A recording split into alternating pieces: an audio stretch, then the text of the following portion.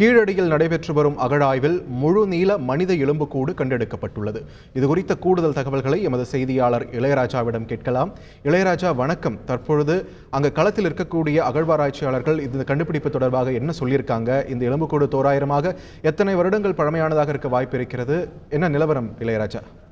கண்டிப்பாக சிவகங்கை மாவட்டம் கீழடியில் இதுவரை 6 கட்ட அகழாய்வு மத்திய மாநில தொழில்துறை செலவாக நடத்தப்பட்டு முடிவடைந்துள்ளது. தற்போது 7ஆம் கட்ட அகழாய்வு கடந்த பிப்ரவரி மாதம் தொடங்கப்பட்டு நடைபெற்று வருகிறது.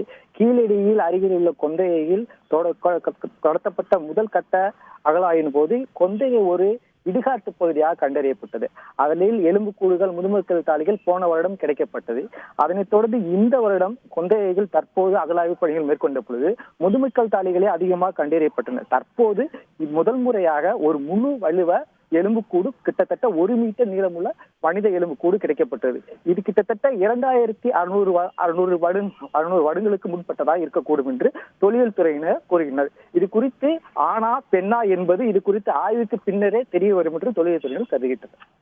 நன்றி இளையராஜா, உங்களுடைய விரிவான தகவல்களுக்கு.